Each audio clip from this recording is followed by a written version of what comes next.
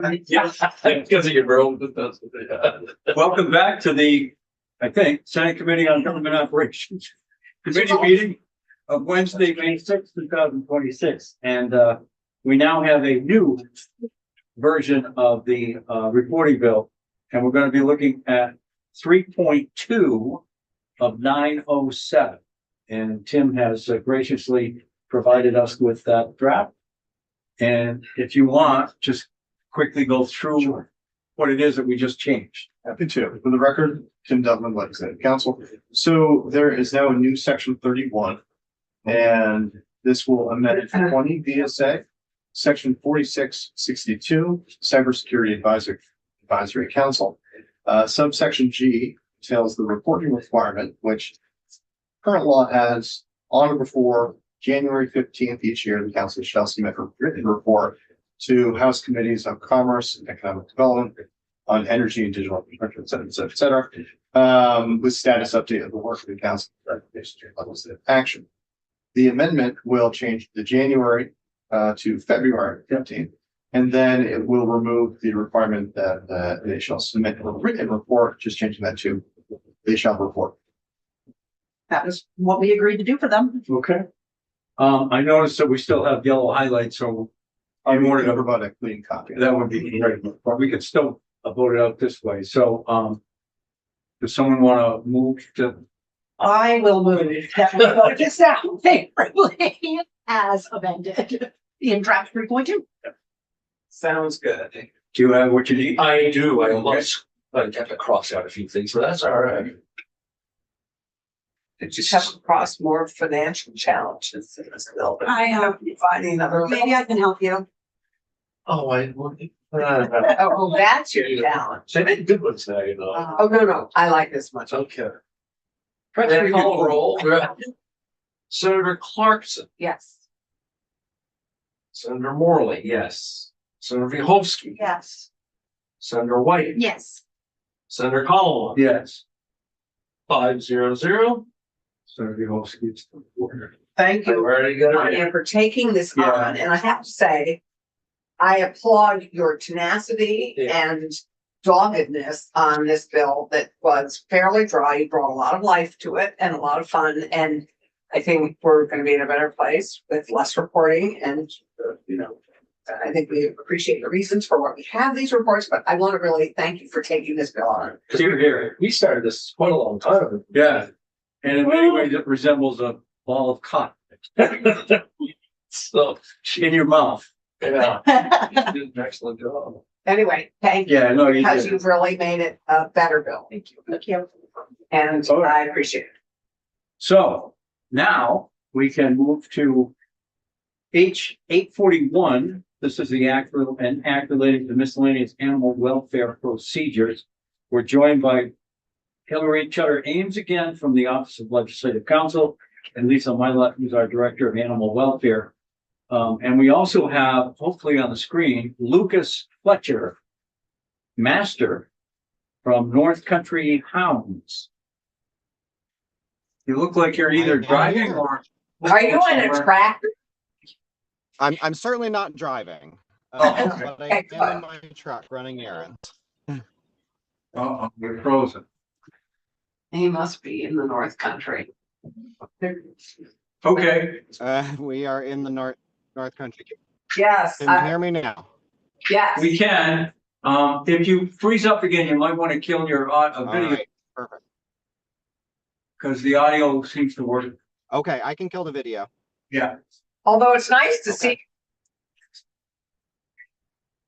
Okay, so Well, we don't need to see me. That's not important. Oh, turn out. It was nice to see. so what are you going to tell us about the bill? Uh-oh, we lose them? We did. So just a quick. I'm the new master. I'm doing a startup dairy farm and creamery in southern Vermont, and I'm the new master of North Country Hounds. Is that fox hunting? Yes. It is fox hunting, yes. And we've been active in the state since 1985, so 41 years now. And Colin Davidson.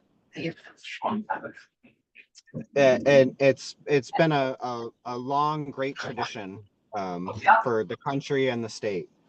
Um, so I kind of wanted to just give a little overview about a number of things.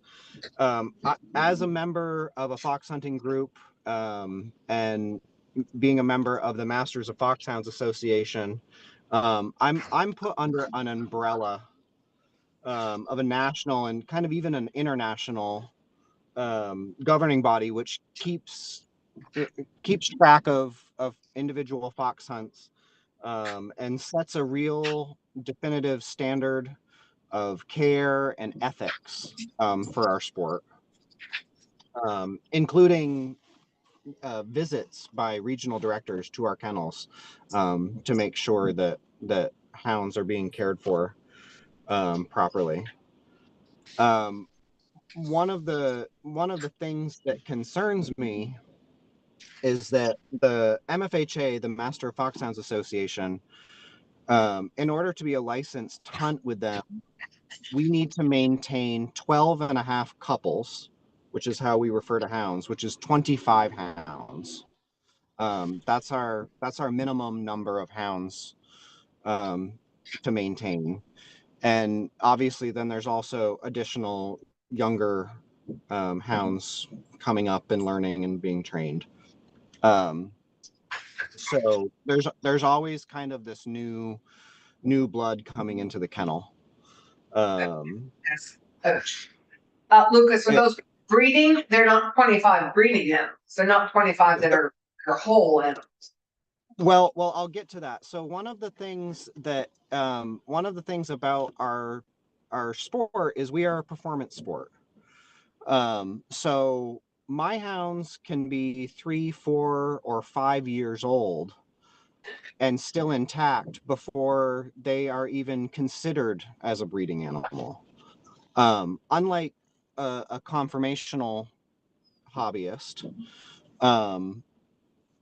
we breed on performance in addition to conformation. So I really need to get some years and I need to get some miles on these hounds and some experience to know if this is an animal that I want the genes to continue. So I will have 5-year-old hounds before I even consider maybe putting them into a breeding program.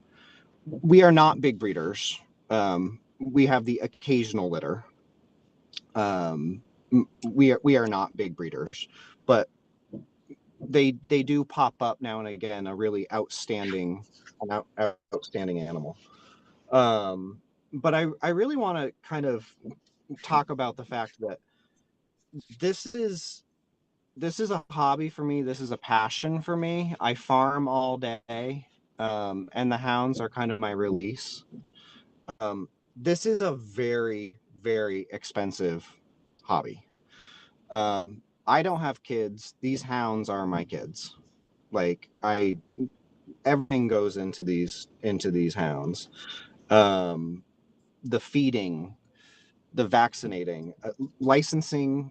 Every single hound gets licensed with the town. Vet care as needed, but also just like my flea and tick medication in a year is thousands of dollars with how bad the ticks have gotten in the last few years. So if I do have a litter of puppies to try and offset costs, it doesn't even come close to what gets spent on maintaining this kennel. Vermont already has a really stringent standard of care set out for hounds, and you know, I really worked when I took over this kennel. I really studied and made sure that we met all of those standards, even down to the length of a hitch when you're leashing a dog. I mean, there are very specific standards laid out by the state of Vermont already. And like I said, these are very expensive, valuable athletes. These are not this is a true labor of love and a real passion, and we put everything we have into them. I put everything I have into them. And this just, it doesn't make any money. This is an expense, and I love it, and I would do it all day long. But it really is a labor of love. The thing that concerns me is this assumption that someone who has a large number of dogs is automatically a commercial operation. And I think that's actually quite the opposite. I think there's a great number of people participating in canine activities in the state who require a big number of animals to work with. Sled dog people, sporting dog people, people who do sheep herding, competitive sheep herding with border collies. And then also even our AKC confirmation breeders who are, trying to get to Westminster. We all need we need a bigger pool of dogs to work with than somebody who has one or two pets in their backyard. And it doesn't mean that the standards of care and the love is any less for those individuals, even because they're bigger. Okay, we have a question.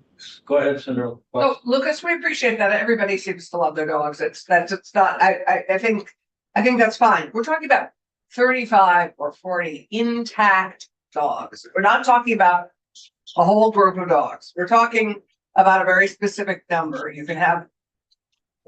Yep. So that specific number, and I'm not a. So, and the other thing I just like to ask, I don't know what you're talking about the state requires leashing, length of leash and stuff. I don't know what state requirements. Are you talking about requirements for your type of dog that are set by No. association? There are very specific standards of canine care already set out in Vermont law. If you are going to tie a dog up, there are requirements for how that dog is tied, how that dog is housed, what the temperature requirements are. That already exists in our state. Senator Mihalski. Are you referring to the rules around permanent tethering, as in if you're going to tie your dog up continuously and never let it off that tether? I think correct. Like I'm Because saying, I can put my dog out in my backyard for 10 minutes on whatever length leash I want. right. correct, but I'm saying there are already established care guidelines for how dogs are managed in the state. As to the intact animals, 35 intact animals is breeders at the moment. 35 intact animals, correct. And I don't see the reason. I don't necessarily see a reason to put an arbitrary number. I think a better metric for how to track all of this is not intact animals, but rather number of litters per year. I think if you are an active commercial operation, it doesn't matter how many intact dogs you have, because I have a lot of intact dogs. I don't have any. I may have a litter a year, sometimes none. I haven't had a litter in 5 years. That doesn't mean that because my dogs are intact, I'm a commercial breeder. I think that if at the root of your concerns are puppies being generated, I think that tracking litters is the better metric. And if you're a commercial breeder, Vermont's a right to farm state, no matter what. So anyone who's raising an animal has to abide by a certain standard of care and production practices. But if you're going to track things, if your concern is an overproduction of puppies, litters per year is the better metric. Which dog has testicles and which doesn't? And I don't understand. I guess I have to see how that's even for who's going to enforce how many intact dogs are on the property.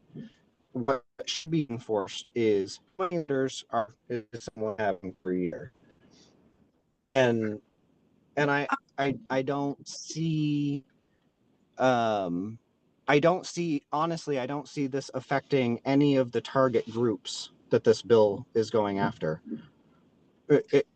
We don't like the term puppy mill per se, but commercial breeders. But honestly, these big guys, the people that are unethically breeding dogs and animal hoarders are not going to follow any guidelines anyways. They're always going to be in the realm of the unknown. So the only people that are going to be hurt by enforcing a specific number of intact or altered animals are the already ethical and responsible breeders who are already following the guidelines and doing the best by their animals as possible. Okay. The bad actors are always going to be there. Yeah, we have more questions for you, Lucas. Yeah, how many intact dogs do you currently have? Currently, I have 6 intact. We are rebuilding. Okay. Okay, and I appreciate your comments. As of last year, Hold on. as of last year, I had 27 intact dogs. Well, that's less than 35. Okay, so, and I appreciate your point that, litters of puppies may be a better metric, and I asked the same question myself. The problem is we have no way to track that, because puppies are not required, those litters aren't required to be registered, but dogs are required to be registered. So we have a much better mechanism by which to track how many dogs someone has, whereas we have no mechanism by which to track how many puppies a puppy producer produces. Which is valid, but how is that? Are the people who are the real problem in this registering their dogs anyways? Everybody registers. Well, No, not everybody registers their dogs. Okay. Lucas, let me just try to jump ahead. Apart from the number, if we made the number go away, do you have any other concerns about the bill? Honestly, I am perfectly acceptable with the number of 35. I think that's a reasonable compromise as far as tracking things. If there has to be a number, I think 35 is a reasonable number. Okay, what if there wasn't? I'm okay leaving it at 35 at this fine. point. I think it's too high. But if we don't have the structure to track the other things, I think this gets us a step towards what we're looking for. Exactly. And we can build the larger structure in the future. I mean, I agree with what she's saying. I think 35 is a good jumping off point. Okay, what else is it? What else about the bill, Lucas?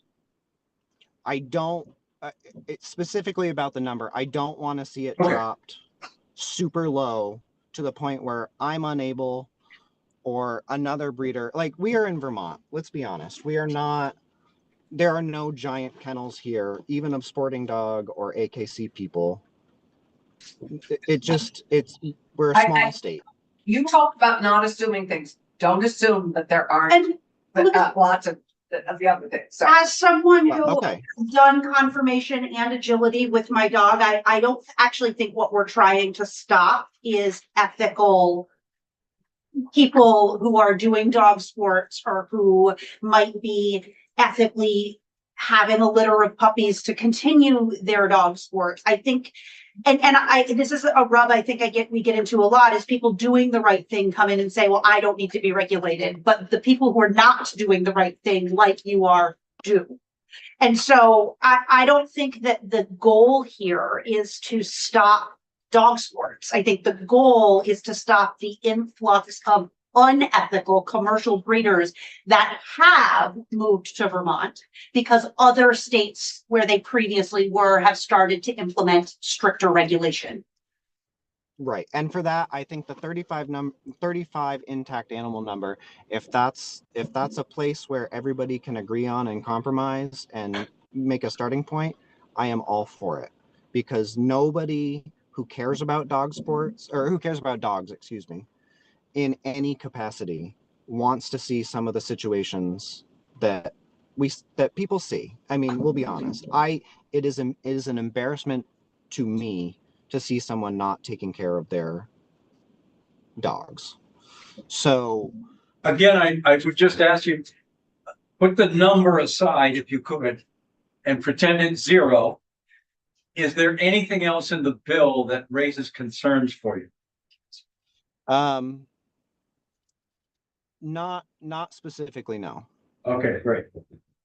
Okay, any other questions for Lucas? No, but, and I do want to say, I thank you for. Yeah.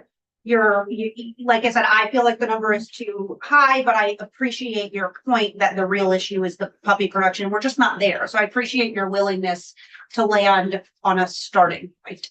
Yeah, Well- and I honestly, I wish I had a good way of calculate, of regulating mass-produced puppies. I don't have any good answers. I wish that I did, because it does need to be addressed. I just worry that the ethical breeders are going to get caught up in the swarm of this. I don't think, sure, if they're ethical breeders, they're ethical breeders. Like we're, Ethical breeders are ethical breeders, for but them. guidelines can get tight. Okay, Yeah, and I think perhaps in a future time, we have a better regulatory framework.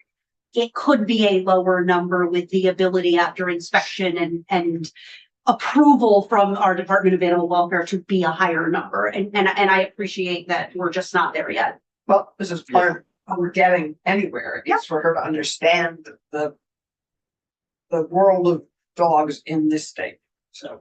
well, Lucas, thank you very much for your testimony today. We do appreciate it, and hopefully we'll Well, come to a decision. I very much appreciate everyone taking the time to hear what I have to say. Great, well, thank you super. for taking the time from farming. Well, I'm sorry that I did it in a car, but that was the available time. Great, Okay. thank you. All right, bye-bye now. Take care. Senator Morley. This is all new, and I was just wondering. Would it be the right thing to do to get as much information we can this year so that she has it? And not put a limit on it until next year while we get good information, because we really don't know what I'm struggling with right now, personally. I believe I sent everybody a proposed amendment. No, Earlier. I haven't looked, I apologize, Mr. Chair, I have not looked at it. And we have that here. And Lisa, I'd invite you to join us at the table if you'd like. I hear you, and I'm just knowing that we've got these big commercial breeders, I'm a little hesitant not to put some sort of limit. I know I wanted to bring it down much lower, but I think I am comfortable leaving it.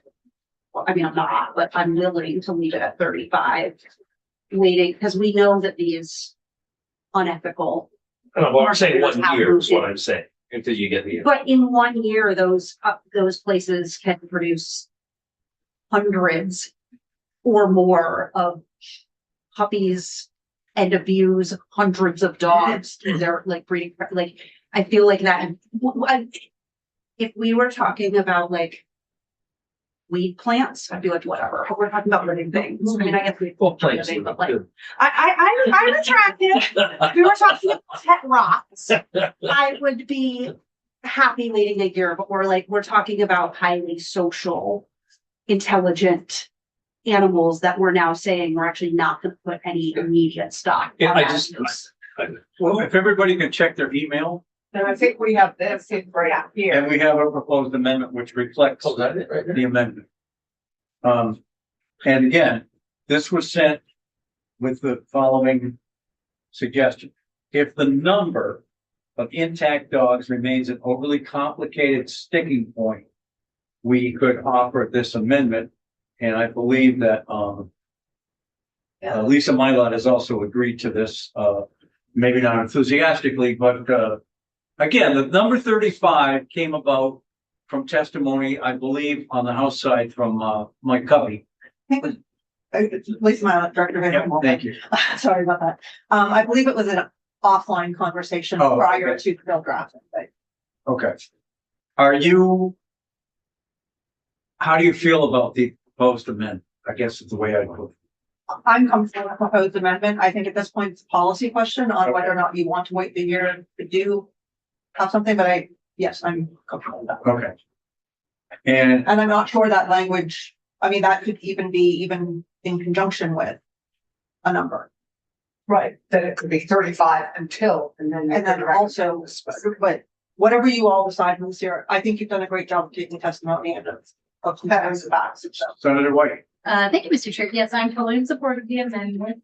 I guess my question would be though, let's say we put in a number. We went forward with that and I find out July 3rd that I have a constituent who has 37 dogs intact. What happens to those dogs? Or that owners? What happens? They're fully registered. Everything's good. They actually are a beagle breeding entrepreneur of well-respected, whatever, and that's actually a normal amount of dog for them to have. They've got a family that they are, all the animals are healthy. What would happen?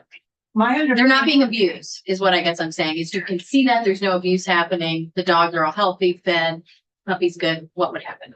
Well, I want to clarify first, while we talked about this primarily with respect to puppy mills, I'm also concerned about the risk to taxpayers and to shelters and rescues just from people having large numbers of animals, because it accelerates the risk in the system because you potentially end up with something like the sled dog owner in Hot Park who started with 25 intact dogs and Deer River has 55. And that becomes a much more complicated situation for taxpayers to cover costs of and shelters and rescues to deal with. So I just want to make it clear, it is not just commercial breeders that this might impact. It would be anyone with large numbers. Sure. So you take the dogs away. The dogs have to be vaccinated. You'd have to sterilize the dogs. So, is that correct? Title 20 in general is enforced by select boards, and they have a variety of mechanisms for enforcing it. Dog licensing itself is not enforced by the state, for example. It's enforced by select boards, as is everything else in Title 20. And this is in Title 20. So a select board would be able to say, you can get them altered. You can get rid of the 2 excess ones, or we can fine you. Yeah, I just don't think that that's like, I just don't think forcing people to, I just don't see why the value of a number. I get everything that you're saying, but the issue for me is not the number of dogs or creatures you have in your home, it's how are they being treated. And if you're having that number of dogs and they're perfectly healthy and you've got 50, like I asked multiple people what their perspectives were on this issue. And the main thing people said was like 1 acre per dog or something, like, a land conversation. And even hearing from a rural voice today, I do think there are people who have maybe lots of dogs on a property. Is it one owner? So if that person said, actually, my daughter owns the 2 extra dogs, they wouldn't have to get rid of them. They could, that would, if it's the property by someone, no, it's a person, this is a person. Okay. It's written per person. Oh, it's written per person. So it's not the location of the dog. Right. So if I had 15 dogs at my stepfather's home, but then I also owned 20 dogs at a different location under my name, I would have to, even if they're in separate locations. Well, that's $30, so you'd be fine. Whatever the right number is, you get 30 cents. Well, no, if you have 35 dogs, you can't have 35 You dogs. can't have more than 35. Okay, so 30. Breeding intact dogs. I understand that they're not. I understand that. Don't need to yell intact at me. Okay, intact dogs. Yes, they would not, under this, they would not need to all be in the same location. Yeah, I mean, that's also a concern for me because that idea of dog hoarding is kind of what we're talking about as our main concern. Unhealthy practice of having too many dogs that are not well taken. I don't think it's I just can't, I'm not comfortable with a number. I think we're going to be the laughing You're okay stock. with the amendment. Yes, I think we're going to be the laughing stock of election season if it becomes a big known thing that we're mandating you can't have more than a certain number of dogs. But for good reason. We don't even mandate how many guns you can have, but now we're mandating how many dogs you can have, how many cats you can have next. Like that, it just feels a little ridiculous. It doesn't feel ridiculous when she comes back to us with the report with reasons. Sure. And then when we find out that there's a So reasonable that's- number, I would be happy to support it, but it just kind of feels like, oh. was there anything else? I hate to keep asking when I ask Lucas, But is there anything else in the bill that we need more testimony on in order to move this forward, or are we? And I don't know that we're stuck on the number either. I think some of us feel that 35 is okay, some of us feel it's too high, and some of us feel that there shouldn't be any number at all right now. But is there anything else?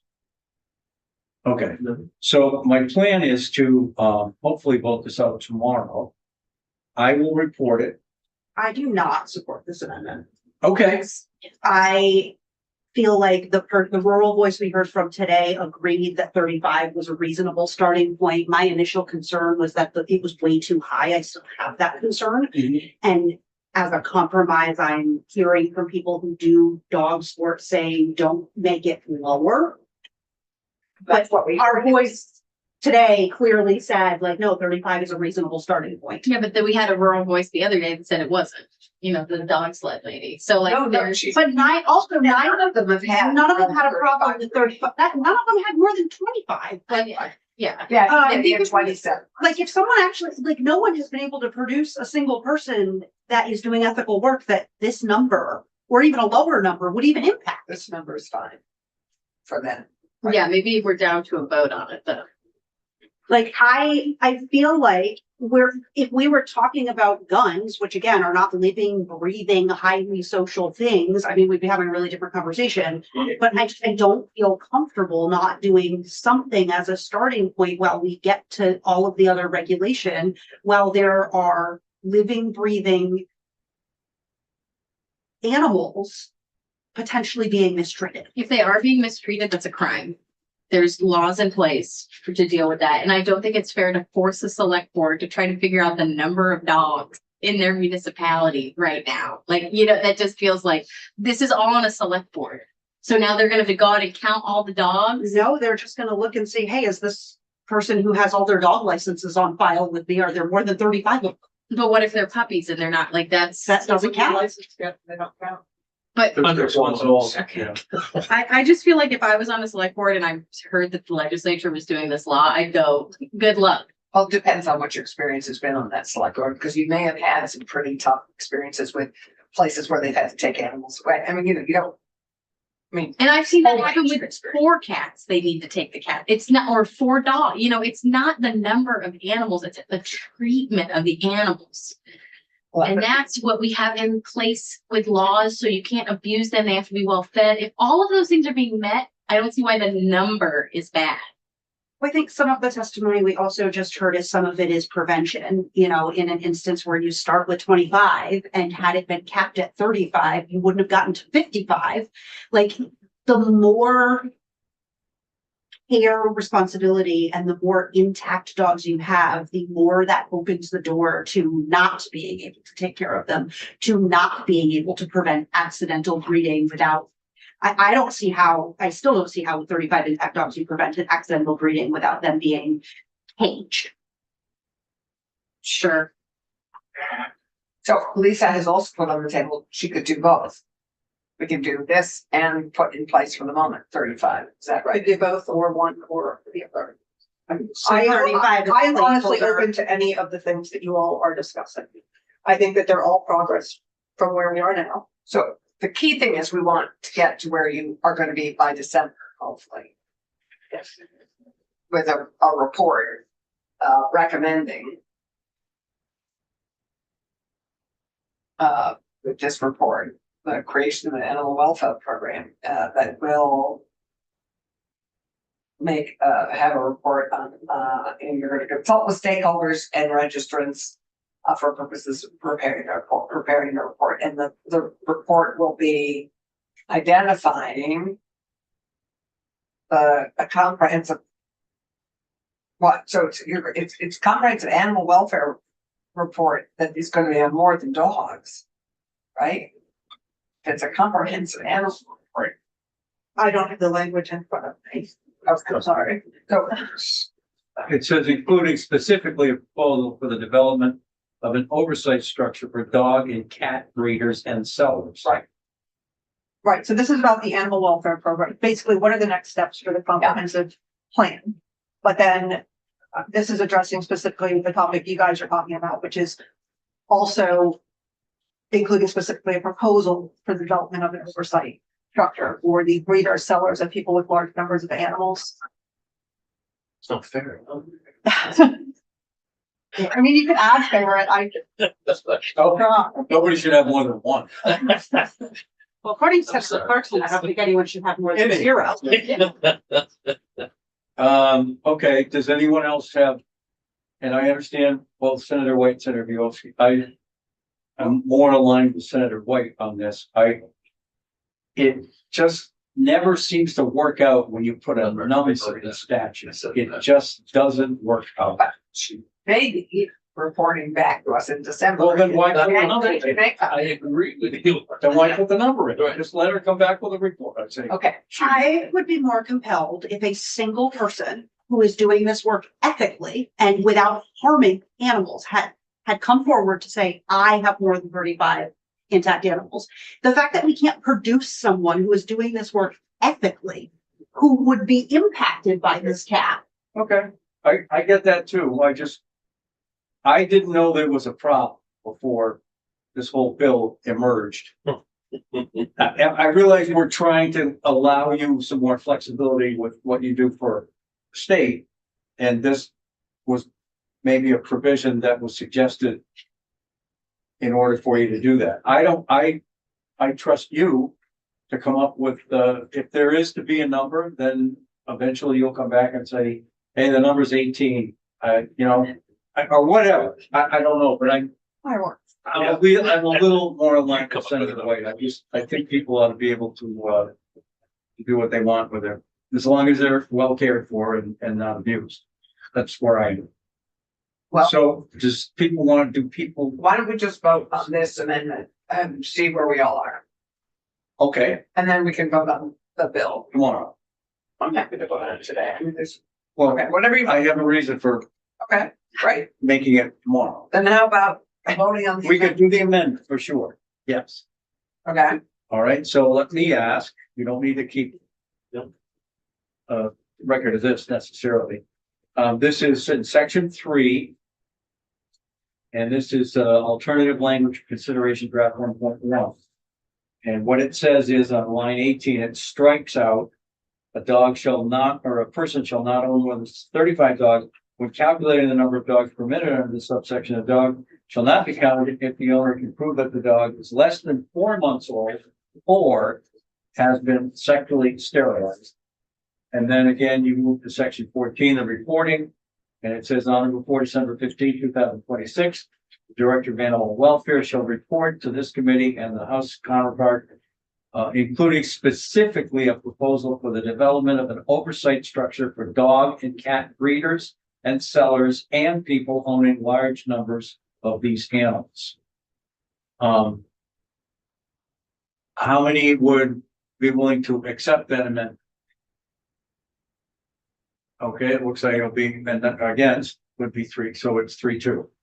So, okay, so motion carries. yeah, so we'll put that, when Tim gets back, we'll include this in the bill. Okay. And I realize that may be enough to. No, maybe not. I mean, No votes on the it's, floor. I think the whole thing that we need is a report at the end of the year, and I'm Yeah. delighted that Lisa is on deck and that Lisa is working with us, and we finally have somebody directing animal welfare, so that's great for the state of Vermont. But then we have to honor what she asked us. I'm sorry, I said Tim, I meant Hillary. Well, I don't know. We if I look meant somewhat Hillary. I should have included you and not Tim. Tim's been like No problem. a 6th member of the committee. He's been in so often, so. No Yes, problem. if you could draft that, Happy to. amendment onto it. And, is there anything else about H841 that we need to do? The reason I hesitate to vote today, I'm trying to, Yeah, that's fine. this is probably gonna go to appropriations. Is what I think, because it does affect the revenues. today. Finance, then, right? Well, I don't know. I think, did it go to both in the House? Yeah. It went to appropriations and Ways and Means. It went to Ways and Means for a different reason. Oh, and all those provisions are still in the bill? Ways and Means stripped a provision. Was the income tax checkoff. Yeah, having a checkup. So that came out, so maybe they don't need it. So it. I will drain our apologies then just. Okay. So then it would be up for, consideration on the floor on Tuesday. And, when we vote it out tomorrow, Hillary, if you could get a section by section for the reporter, Happy to. which I will do. But if it's gonna go to other committees, it won't be on the floor on Tuesday. Well, today's Wednesday. Oh, I see. Yeah, fine. I'm thinking that either it will be on notice tomorrow or it will be referred immediately tomorrow to appropriations, which will take a day, then it'll be noticed again and then it'll pick back up. Yeah. But, okay. Well, Lisa, thank you very much. Hopefully we've crafted something which, indicates some thought behind what we tried to do. A lot of it. We didn't change it, and that's the other thing, it'll go back across to the other body, and I don't know whether they'll agree with our changes or not. I appreciate your efforts, and we're glad to have you aboard, and, I think we're better off for it. Appreciate And, all of your work on this. yeah, I'm excited about it. In place soon. so, committee, is there anything else that we need to, take up today? No. Well, we do have a very important thing. Okay. Today is John Morley's birthday. Oh! So we need to wish you happy birthday. Good. And had we known, we would have, we may just have to indulge We you would tomorrow. have done something. Yeah. So, we wish you happy birthday and you have, Decades more. decades more and I as well. what? I as well. I just went, oh, I will say, you do share a birthday with Orson Welles. Oh, yes, had I known. George Would have been- Clooney, Bob Seger, Uh-oh, and Sigmund Freud. and she's gonna take over my job. I see that. oh, actually, yeah, that would be great if you became birthday czar. I Had I would but known. rather do another reporting report. Okay, we're still looking. You do pretty good. I'm not doing it. She did well. That's right. Birthday boy. She did. It's an adverb. It's an adverb. Yeah. Okay, with that, we will adjourn.